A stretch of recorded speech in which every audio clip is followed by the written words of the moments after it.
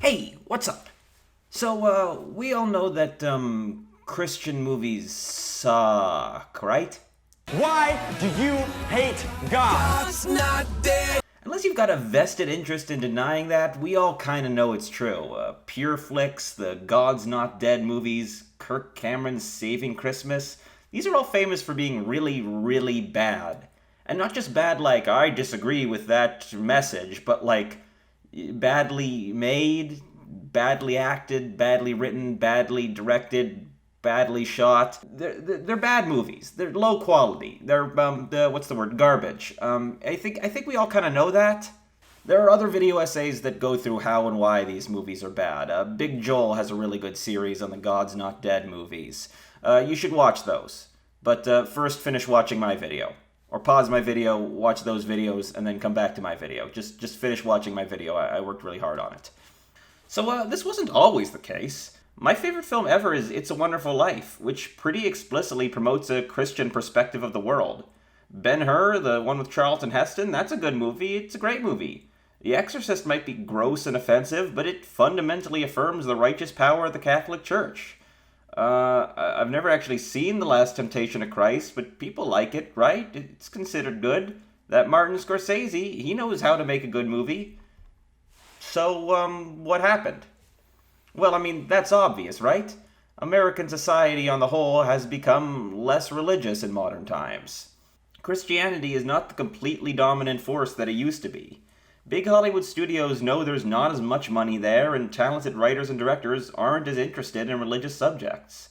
So when these films get made, they get made by lower budget production companies with B-tier talent, and they're funded by church groups who want to push a message rather than people who know how to make a good movie. Usually these movies suck because they're about as subtle as getting hit by two trucks at once. Their messages are very simple. Christianity is good. Not being a Christian is bad, society is trying to oppress good Christians like you, and if anyone doesn't think Christianity is good all the time, well, that's because they're wrong. And even if you agree with those messages, there's not really any nuance or artfulness to how they present them. Characters just usually state out loud what you're supposed to take away. They kind of feel like they're made for the lowest common denominator of viewers. But are there any exceptions? Have there been any movies made since the turn of the millennium that are explicitly Christian in theme and message, that are actually good, well made? Well, yes, there's probably been a lot, actually. I don't see every movie that ever comes out, but there's one in particular that I want to talk about. And that film is the 2014 movie Calvary, directed by John Michael McDonough and starring Brendan Gleeson. Spoilers for this movie. Go see it if you haven't. It's on HBO Max. It's quite good. Calvary is set in a little Irish town where Father James, played by Brendan Gleeson, is the local priest. In the movie's opening scene, he's in the confessional booth when an unseen man comes in and tells him that he's going to murder him in a week. This mysterious man was sexually abused by a priest as a child, and even though he knows Father James is a good man, he's going to kill him anyway to punish the Catholic Church as a whole.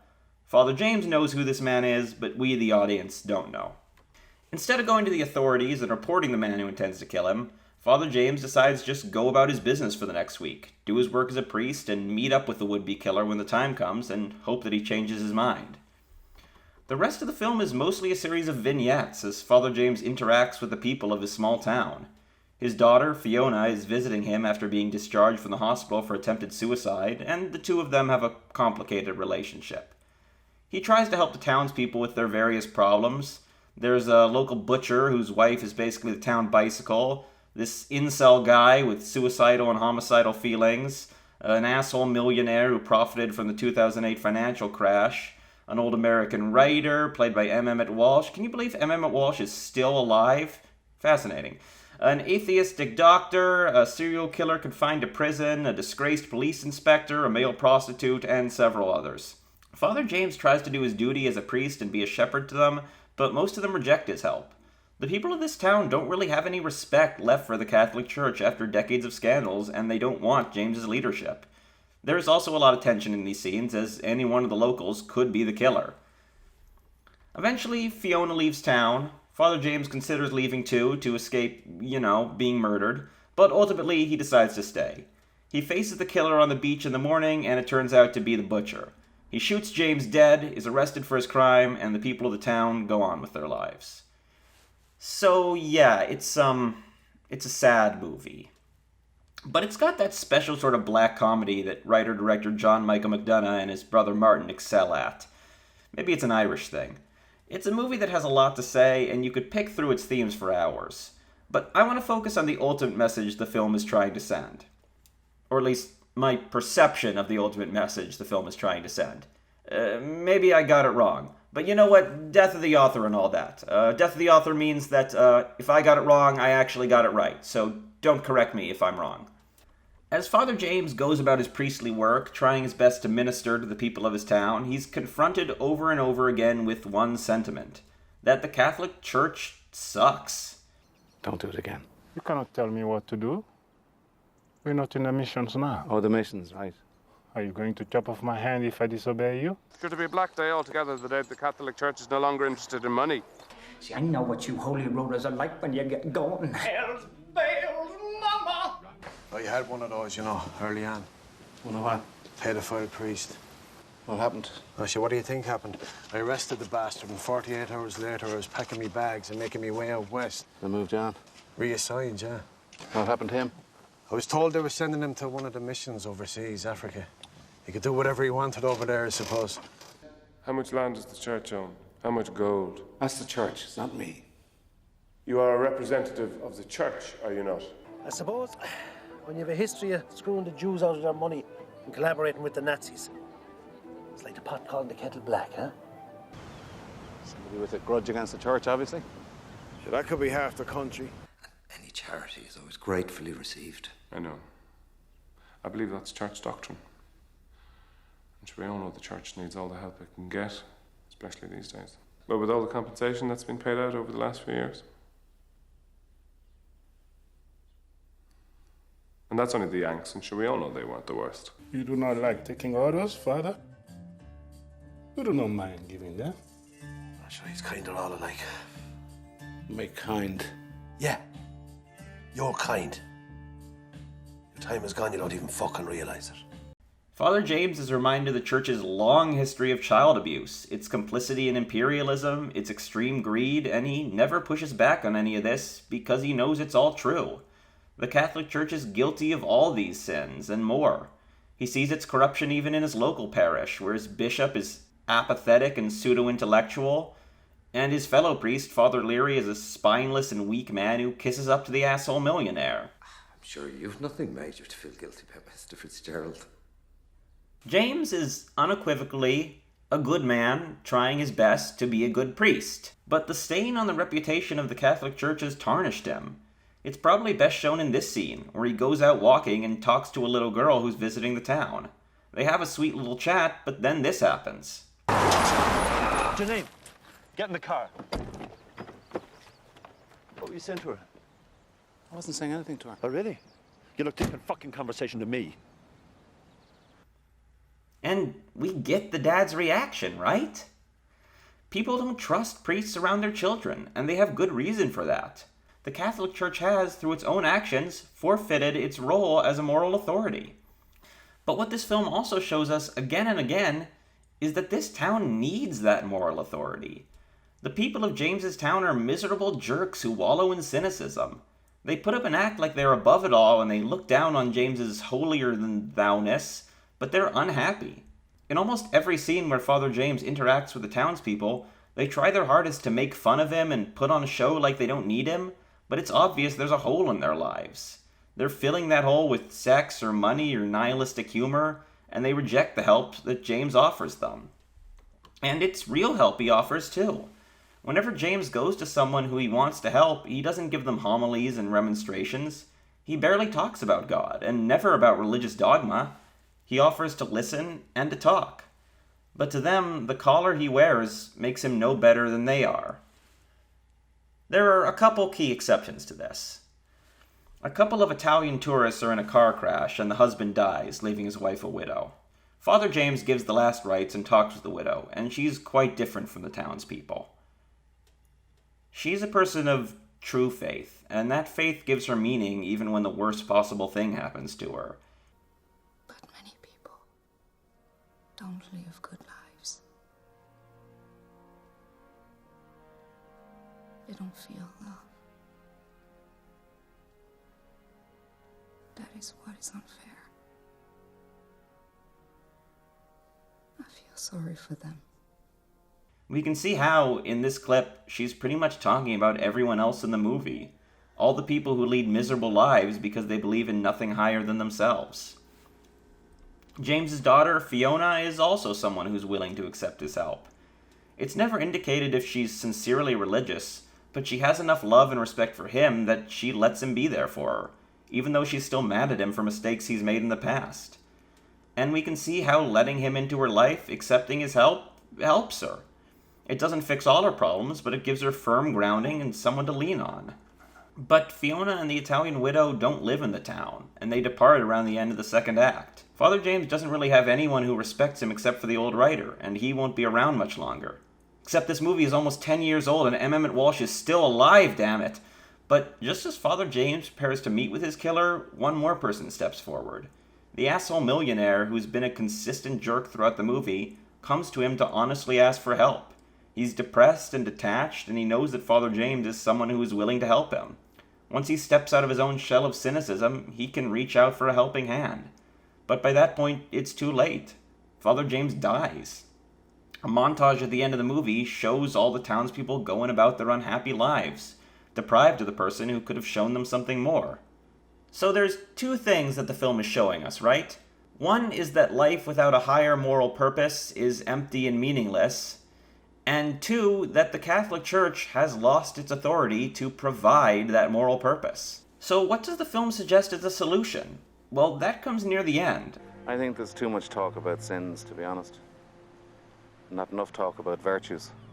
What would be your number one? I think forgiveness has been highly underrated. You might disagree with this interpretation, but I think the message that we're meant to take away from this is, essentially, that we should forgive the Catholic Church. Not because it deserves our forgiveness, but because of what we become without it.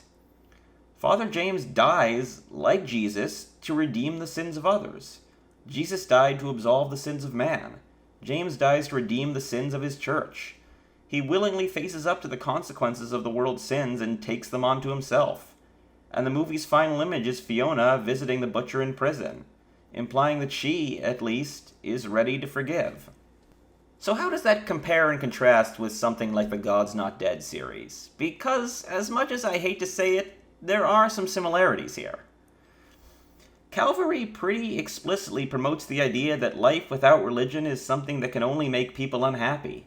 Its non-religious characters are as mean and cynical and self-hating as any of the smug atheists that Pureflix offers up as punching bags. I mean, this one's played by Littlefinger, for God's sake, and that man can deliver a nihilistic monologue like no other. You'd like to cry out. Do you know what the realm is? Unable to hear your own screams. It's the thousand blades of Aegon's enemies. Body. A story we agree to tell each other over and over till we forget that it's a lie. And the film's moral center is presented as unambiguously right throughout. If the people of the town accepted his leadership, they'd be happier. But the distinction is pretty clear, right? Pureflix and the like accept no criticism of their brand of Christianity. Characters within them often recite well-known critiques of the church, but only so they can be coded as bad guys for the audience to boo. Occasionally you'll get a character that's atheistic and treated sympathetically, but only so they can learn their lesson and accept Christ by the end. And any legitimate criticisms they may have had, well, they're thrown out, because they were wrong. And now they have Jesus, so they're right now. Calvary never suggests that any of the harsh invective against the Catholic Church is anything but justified. It's not a film that's here to make excuses. It's a film that's here to accept blame and beg for forgiveness because we all need it. So, what do we take from all that? What do you take? I know what I take. I don't know what you take yet. I'm still recording the video, so I can't see your comments yet. But me, I hear that message that Calvary artfully and poignantly delivers, and I say, no, I'm not buying it. One, even if we accept the notion that society needs religious authority for people to be happy, forgiveness is wasted if the forgiven party doesn't change. And the Catholic Church isn't going to change. There are undoubtedly loads of real-life equivalents to Father James, good priests who are trying their best. But the institution is still perpetrating and covering up appalling abuse, even with cool guy Pope Francis in charge. The Catholic Church has been an instrument of oppression for over 1,000 years. It's not going to change, no matter how good one priest or even 100 priests are. And two, I don't accept the notion that society needs religious authority for people to be happy. Calvary's argument is interesting because when you break it down, it's not really an argument for belief in God at all. It's not even really an argument for the church. It's an argument for community. The people of Father James's parish are cynical and alienated, and they need something to believe in. But that thing does not need to be the entity that has perpetuated a vast history of child abuse. There are other values, other institutions that can unite a community. Ones that don't have to come with the caveat of tolerating abusive behavior. What are these values and institutions?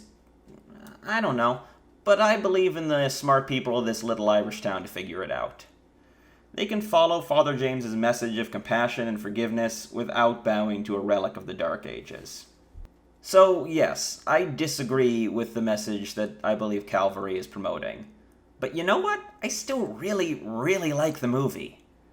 It's a beautifully shot, brilliantly acted, masterfully written fable that paints a stark but striking picture of a community deprived of its purpose. That message that I don't agree with, it's delivered really well, without ever directly moralizing to the audience. When someone like me watches God's Not Dead, it's pretty clear that the film isn't for me. Most modern Christian films aren't interested in doing anything for anyone who isn't 100% on their side already. They're preaching to the choir. There's not really an effort to make art because they know they don't need to. They can repeat the usual lines and sell a shit ton of tickets. It's rare these days to see a Christian film that seems to be authentically reaching out, acknowledging the intelligence of its audience, and offering them a path to follow, even if, like me, they choose not to take it. Art can be beautiful, even if it doesn't resonate with one's personal morals. We can look at a Roman statue of Zeus and be impressed, even though it doesn't make us want to worship Zeus. I respect Calvary as a stunning piece of Christian art, even though I'm not a Christian. And in the 21st century landscape of Christian media, that's a rare thing. That's the video. Those are my opinions. Like, subscribe, hit the bell, recommend me to a friend, but especially comment. Because I'm really curious what other people's interpretations of this movie's message are. Because if you think I got this wrong, tell me. I'd like to know. I want to hear what you think I'm either not seeing or seeing wrong. But just, be nice about it. Don't call me a big stupid idiot. Please don't call me a big stupid idiot. Please be nice to me. Thank you. Bye.